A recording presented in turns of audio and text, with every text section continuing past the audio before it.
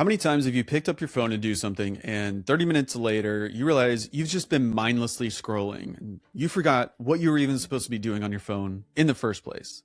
Or have you ever wanted to lose some weight, get trim, and you go and you exercise and you believe you've lost however many pounds? Then you go to step on the scale and you see little to no weight improvement from the last time, not what you'd expect. In those kinds of situations, two things are happening at the same time. You have beliefs about things and you have desires for things. The relationship between those two things is complicated. Your mind is like this battlefield where the two sides are beliefs and desires. So to help you manage the complex relationship between those two things, I'm going to break down 4 key ways or frames to help you think about these two parts of your mind. And the first difference is what we call the direction of fit. All right, I'll explain this. Think of this as what has to change when things go wrong.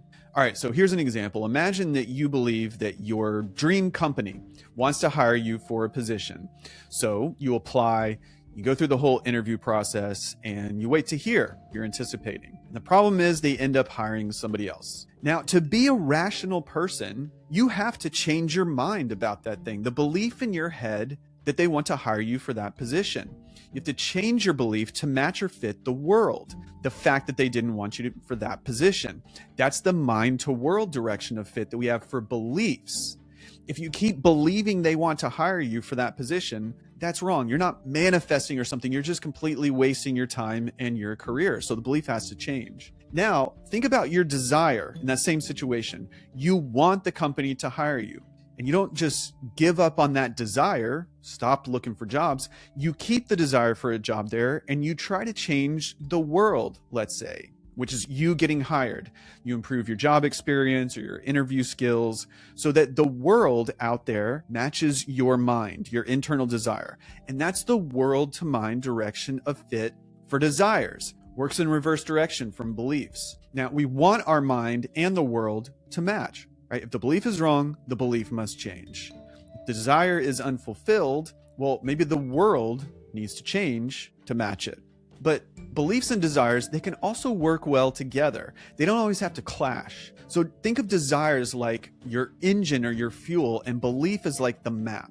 So the second difference is what we call the direction of guidance. So for example, maybe you have this strong drive to save up for something that's pretty expensive, this big life expense, maybe a car, a house, getting a degree. And the desire for the thing is like your fuel. It's what physically pulls you out of bed to go do the thing. But the desire alone doesn't know where to go. Now, your belief is what says, however it is that you achieve that, you focus, you turn off the phone, you get to work. The belief guides you to physically do the thing. And without the desire, you'd have a map, but no reason to act. And without the belief, you'd have plenty of fuel, but no idea where to drive. All right, so that's direction of guidance. Now, this third difference can get kind of frustrating. All right, so take this example. Think about dating. In some situations, you might really want to believe that the person you're seeing is the one. And then let's say a couple weeks go into the relationship and you see a few things you don't like, some red flags, and eventually you see them treat like a service person cashier really poorly, or maybe they're lying to their friends or family. And in that situation, you can't help but believe they're not a good person and not the person who's right for you. So you can't always control either your beliefs or your desires. And this is what we call the voluntariness problem. You can't just voluntarily choose to go back to believing that the person is amazing. You can't believe that. The truth has, in a way, forced its way into your brain. And so many beliefs are actually outside our control in that way. And unfortunately, the same goes for desires. You don't choose who you're attracted to.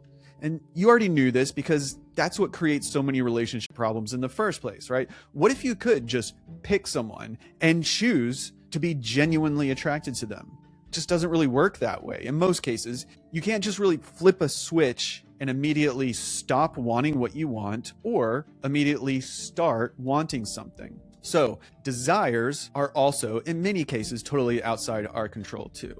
But part of the very thing that makes us human is that we can have beliefs about our beliefs, and we can have desires about our desires. And these are what we call second order beliefs and second order desires. And this difference is the core of that doom scrolling struggle we talked about. Second order is just like the second floor of your desires. It means you can zoom out from a higher vantage point, see all your first floor desires. Think of it that way. So consider when you're just scrolling through your phone, that same problem. In that situation, your first order desire is something like you want to keep scrolling.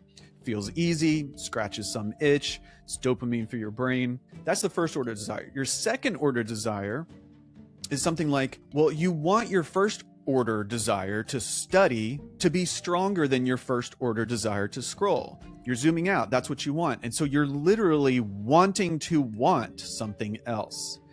And when your second order desire wins, you feel like an adult. You're someone who has agency and control over yourself and your life.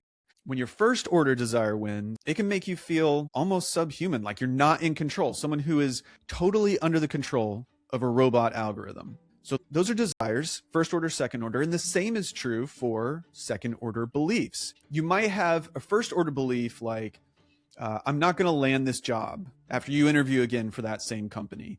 But then you step back and you form this second order belief about the first order belief, something like, I believe that a negative first order belief is just my pessimistic side talking. It's not based on reality, my actual interview performance. So in that situation, your second order beliefs can sometimes influence those first order beliefs, and they can help you make changes for the better on both levels. So the next time you feel like your mind is fighting with itself, remember these 4 tools and frames, and they should help you at least diagnose and maybe change what's going on.